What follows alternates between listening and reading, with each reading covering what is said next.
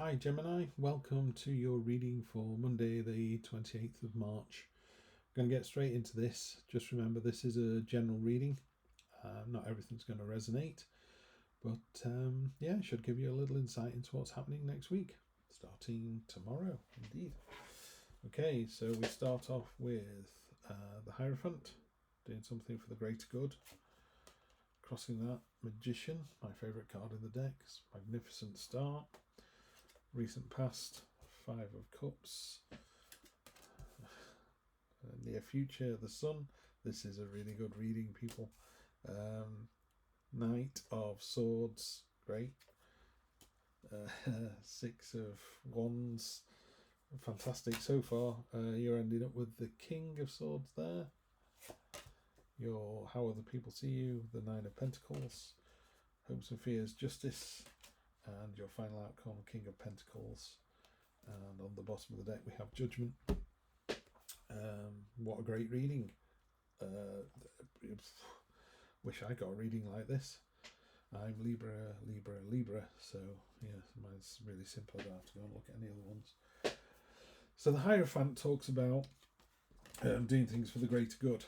And if you see on there, he's got this beehive, and bees are all about, if it's good for the hive, it's good for the bees. He's very stoic, he's impartial, you can't see his face, he won't be swayed.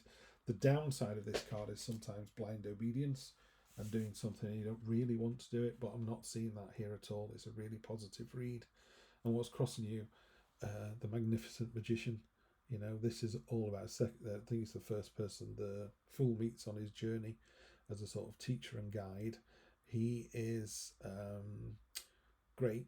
It basically means you're great at your job or you're great in a relationship. You've got all the tools to make it work. So it's a really positive card that's, it just brightens up everything. And you've got him leading into the Sun, the most powerful card in the deck and the best card in the deck. So, I could really have stopped here. You've got a fantastic read this week.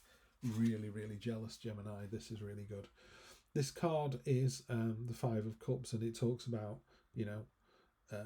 not being able to see the wood for the trees. I think in the regular Rider-Waite, there's 3 knocked over, and he's ignoring the 2 behind him.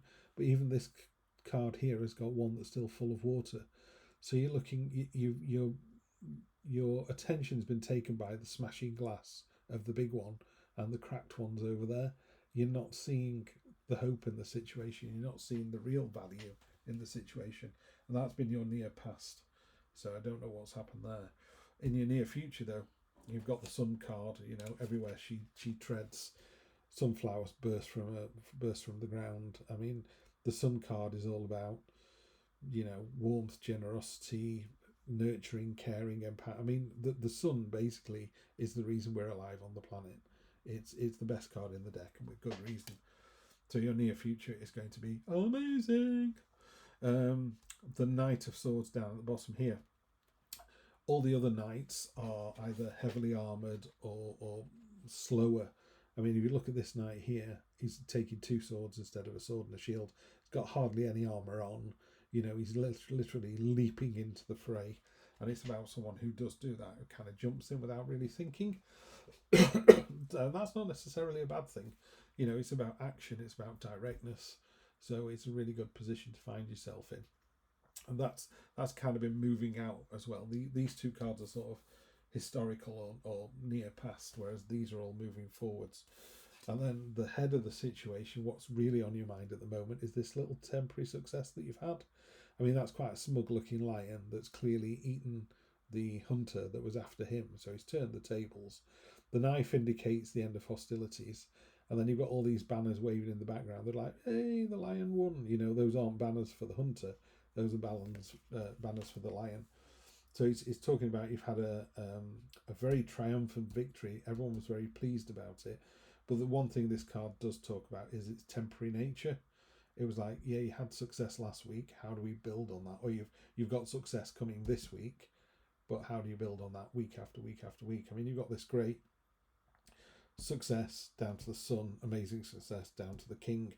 And the King of Swords is, stoic and dependable and, won't be shifted. His sword is so kind of, there you go.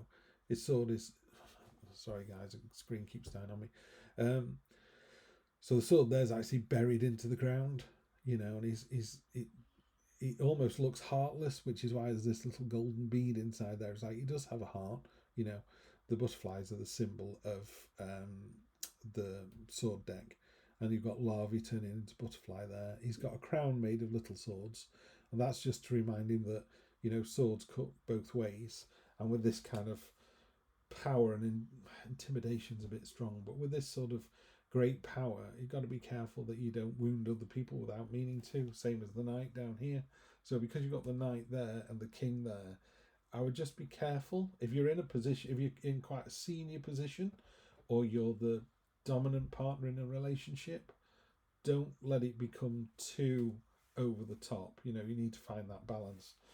But in a good way, because I'm not seeing any negative cards in here at all. I mean, it's all a really positive read. This is Nine of Pentacles, and this is a card of having a lot of abundance and affluence, and being really grateful for it, not being smug about it.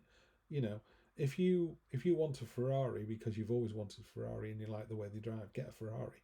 If you're doing it because you want to upset the neighbours or do a dick swinging exercise, pardon my French, then maybe that's not the right thing to do. You know, she's got mice and birds around her, this female, this cat, I think it's female. And she's ignoring them. They're normally food, and she's like, no. And look at her face. You know, she's quite, yeah, I've got it all. You know, so it's class, confidence, coolness. You know, the proper classic. How cool are you? So that's how people see you in this situation. So you don't need to kind of browbeat people. You just need to lead by example. You know, you're really successful. You've all the tools you need to do the job. Sometimes you can be a bit brash, but everyone benefits from your input. You know, because you're so solid and dependable. Just be careful not to cut people up on because of it. And then this is your hopes and fears. The Justice card, you know, she's veiled, so she can't be swayed. You know, you're not going to sway her with money or affection or anything else. She's got the scales in one hand that are going to balance out what you say to her, and she's got the sword for metering out punishment or mercy. You know, justice is exactly what it says on the tin. You know, you've got to make sure that, and particularly if you've got judgment underneath here as your overriding theme, just make sure if you're ever a little bit brusque or a little bit overbearing or something, there's a real reason behind it. You're not just doing it because you can. You know, you're not buying the Ferrari because you can. You're buying the Ferrari because you've always wanted one, and your dad always wanted you to have one. Fine, get one, but don't rub people's noses in it. You know, that's what this card is about. It's about being classy and a cool customer about it all. You know. So that's the hopes and fears there. I would just make sure that as one of your main fears is, you know, am I doing the right thing? Was it, you know, make sure you weren't a bit of a git at work today. That's what I would say. Or next week. And the final outcome, at the end of this week, you find yourself with the King of Pentacles. I love this card. I mean, he's got antlers above him for stamina and tenacity. He's also hanging all the coins from those antlers. You know, he's sort of going, look, this is what I've done. It's even hanging from his outfits there, you know, kind of dripping in. Gold's a bit too literal, but he's dripping in ability, I would say, and technique. You know, and he's pointing at the stuff going, check me out, see what I've done. There's a hammer in his hand. He's like, I've just made this. How good am I? And people are like, yeah, you're really good, you know. So you're in a really great place. I think I've already done a couple of readings today. I said to someone else, I thought that was the best reading it was going to get. This, if it's not the best one, is a very, very close second. So you're in for a fantastic week, Gemini. But just remember, you know, you're really powerful.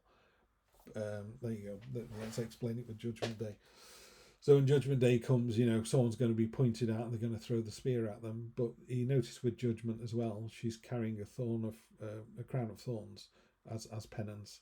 And she's pointing to a wound that's healing, you know, so that's misdeeds that are healing over time. So it's about stand up and be counted.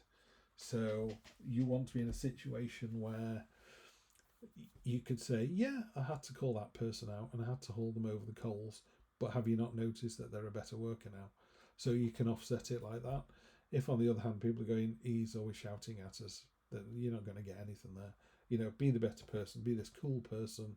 You've got everything in place. It's really powerful, this. And the Hierophant, you know, in the bottom of it all, we're talking about if it isn't good for the hive, it's not good for the bees. You need to be able to see the bigger picture, and you need to be able to bring everyone into the fold so they're all following the same path and they're all getting the same results that you're getting at the moment. That's really good. Fantastic read. I will see you next week for another one. Have a great week, Gemini.